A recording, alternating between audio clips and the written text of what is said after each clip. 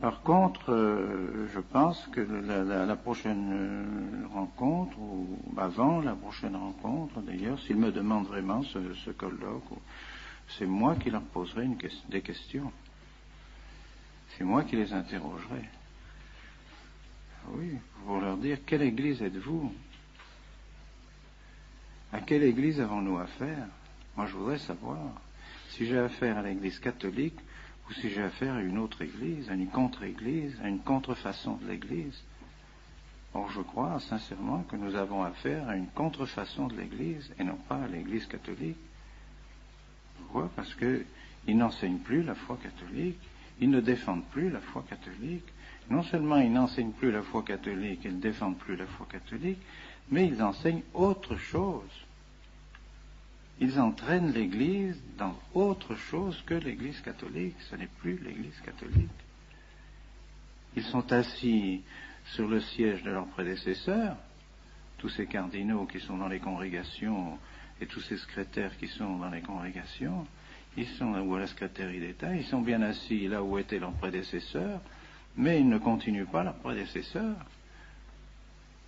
Ils n'ont plus la même foi, ni la même doctrine, ni la même, ni la même morale même que leurs prédécesseurs. Alors, c'est pas possible. Et principalement, leur grande erreur, c'est l'œcuménisme. Et l'œcuménisme, ils enseignent un œcuménisme qui est contraire à la foi catholique.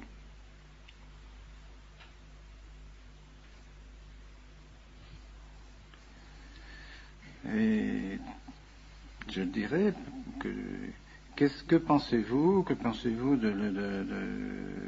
des anathèmes du Concile de Trente?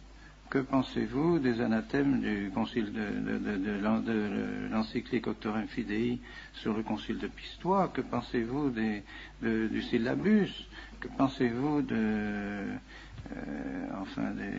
l'encyclique sur Immortale Dei du pape Léon XIII? Que pensez-vous de la lettre sur le sillon par le pape Saint-Pidis, de l'encyclique Quas Primas du pape Pie XI, de Mortalium Animos du pape Pie XI, justement contre l'œcuménisme, contre ce faux œcuménisme, et ainsi de suite. Enfin, pensez-vous de tout ça? Qui me répondent s'ils sont toujours d'accord avec tous ces documents des papes, avec ces documents officiels qui définissent notre foi. Ce ne sont pas des documents quelconques, ce ne sont pas des allocations privées, des allocutions privées ou des conversations privées des papes, ce sont des documents officiels et qui engagent l'autorité du pape. Alors moi je pense qu'on peut et on doit même croire que l'Église est occupée, Elle est occupée par cette contre-Église, que nous connaissons bien et que les papes connaissent parfaitement et que les papes ont condamné tout au long de siècles, depuis maintenant bientôt 4 siècles.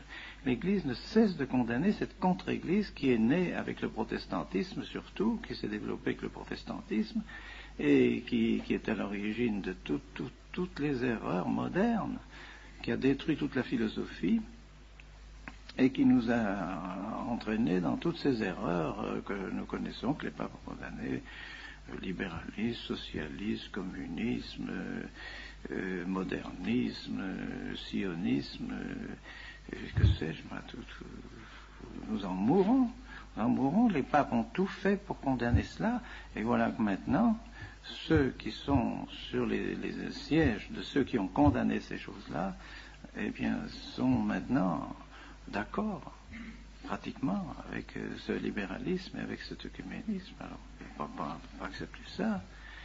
Et plus les choses s'éclairent, et plus nous apercevons que ce programme qui a été élaboré dans les loges maçonniques, tout ce programme a été élaboré, toutes ces erreurs ont été élaborées dans les loges maçonniques, eh bien, on s'aperçoit tout doucement, et avec des précisions de plus en plus grandes, qu'il y a tout simplement une loge maçonnique au Vatican. Et que maintenant, quand on se trouve devant un secrétaire de congrégation ou un cardinal qui se trouve assis dans le siège, à la place, dans le bureau, où se trouvaient de 5 cardinaux, et des cardinaux qui avaient la foi, qui défendaient la foi de l'Église et qui étaient des hommes d'Église, on se trouve devant un franc-maçon. Alors, est-ce que c'est la même chose? Alors c'est bien, ils brandissent la même obéissance. Oui, autrefois, on nous disait d'obéir à la foi, on nous faisait faire le serment antimoderniste, on nous faisait faire les professions de foi, et tout ça. Maintenant, ces gens-là, qu'est-ce qu'ils font? Quelle foi ils nous demandent de professer? C'est plus la même. Alors on brandit toujours obéissance, obéissance, obéissance. Ah oui, mais quand même.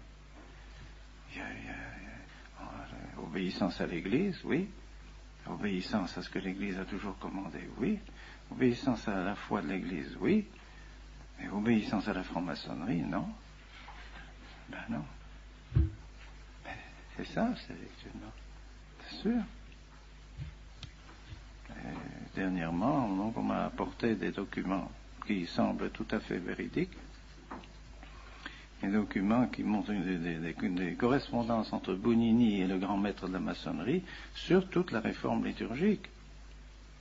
Avec elle, le grand maître de la maçonnerie demande à Bugnini d'appliquer la réforme du fameux Rocca, les prêtres apostats, Rocca, qui, lui, avait prédit déjà tout ce qui devait se faire et avait déjà prévu tout ce qui devait se faire lorsque le Vatican serait occupé par la maçonnerie.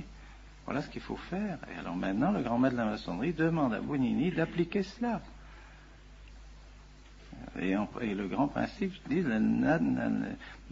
il faut arriver à la naturalisazione, comme il dit, naturalisazione dell'incarnazione. Donc désurnaturaliser l'incarnation. Donc on arrive au naturalisme. Et que cela, il faut appliquer les principes de la langue vernaculaire, de la multiplicité des rites, de la multiplicité de la liturgie, pour rendre la liturgie complètement confuse et mettre la confusion partout. Et les oppositions entre les différents rites. Alors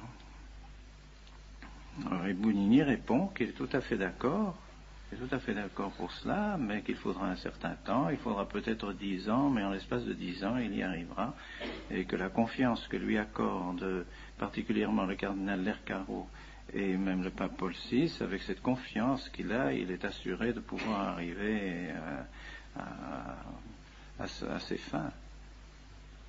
Et il nomme tous ceux avec lesquels il travaillera dans la curie romaine, tous ceux qui, eux aussi, ont des attaches à la maçonnerie, alors qu'il pourra travailler avec eux, mais il faudra en placer certains, il faudra les mettre dans certaines congrégations, afin de pouvoir mener le travail à bien. Il faut que toutes les congrégations soient plus ou moins infiltrées, noyautées par des membres de la maçonnerie, qu'il nomme un tel, un tel, un tel. Il faudra chasser celui-ci, parce que celui-là nous gêne, il est contre nous, alors il faudra le faire mettre dehors.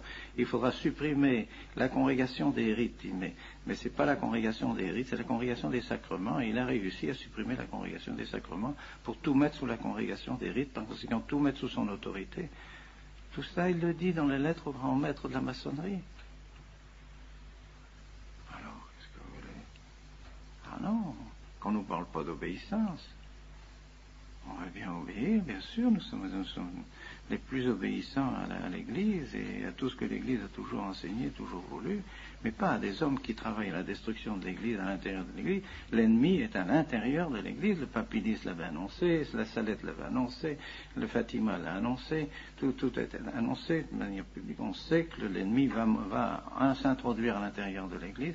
Eh bien, il y est. Alors qu'ils ne viennent pas demander, il faut arrêter les ordinations. Qui demande d'arrêter les ordinations? Qui demande de ne plus faire de bons prêtres? Qui? C'est le Saint-Esprit ou c'est le diable? C'est clair, quoi. C'est clair. Est-ce que un pouvoir normal dans l'Église peut demander à un évêque de ne plus faire de bons prêtres? Est-ce qu'un pouvoir normal dans l'Église peut demander une chose pareille? Peut demander de supprimer les séminaires, des séminaires qu'ils savent, bon, ils le savent, ils l'ont dit, c'était des bons séminaires. Ils savent que la doctrine qu'on vous enseigne est la vraie doctrine. Ils le savent. Ils l'ont écrit. Ils savent parfaitement. Ils l'ont écrit dans le rapport des visiteurs. Les visiteurs l'ont dit. Ils ont fait un excellent rapport en faveur du séminaire. C'est ce que le cardinal Garonne m'a dit à moi-même quand il m'a demandé de venir à Rome. Il a dit, oui, le rapport est bon. Nous savons que le séminaire est bon, etc. Alors, pourquoi faire le séminaire? Tout simplement parce que nous ne voulons pas suivre ces orientations maçonniques de l'œcuménisme, toutes ces orientations nouvelles qui ont été forgées dans les loges maçonniques. Alors on veut fermer le séminaire. Mais non, c'est pas possible. Ça vient pas du Saint-Esprit, ça vient pas de l'Église. C'est pas l'Église qui nous demande de fermer le séminaire. C'est pas l'Église. C'est pas le pape en tant que pape. Ce sont pas ceux qui sont écrits en tant qu'ils sont vraiment les successeurs de ceux qui étaient avant eux, non. C'est une loge maçonnique qui est arrivée à pénétrer à l'intérieur du Vatican, qui mène tout, et qui évidemment ne peut pas nous sentir, c'est clair, c'est évident. Nous faisons obstacle à leur plan de destruction du sacerdoce, de destruction de la messe, de destruction de la liturgie. C'est évident, c'est évident. Alors est-ce que nous devons obéir? Moi, je crois en conscience devant mon Dieu. Quand il me dit réfléchissez bien en conscience devant Dieu ce que vous faites, ben oui, j'ai tout réfléchi devant mon Dieu. Si je me trompe, que le bon Dieu me donne la lumière pour me montrer que je me trompe, je ne crois pas. Je crois vraiment que en faisant ce que je fais et en ordonnant les prêtres que je vais ordonner, je crois que je sers l'Église. Je sers l'Église, je ne le ferais pas si j'avais seulement un instant à la pensée que ça pouvait être contraire au bien de l'Église. Je m'abstiendrai bien sûr de faire des choses pareilles, c'est trop grave. C'est bien le contraire. Enfin, les faits sont évidents maintenant. Les effets de cette réforme et de cette persécution de l'Église à l'intérieur de l'Église sont clairs pour tout le monde. Ça devient de plus en plus clair. Il suffit de lire la documentation catholique à chaque fois pour s'apercevoir combien les idées fausses sont infiltrées dans les documents épiscopaux, dans les documents, toutes ces commissions théologiques. Lisez celui qu'on m'a donné à midi, une commission de théologie. Mais c'est plein d'erreurs, plein d'erreurs. C'est un esprit faux, un esprit qui n'est pas du tout l'esprit de l'Église. Alors, c'est pour ça que nous n'hésitons pas un instant et j'espère que le bon Dieu continuera à nous bénir.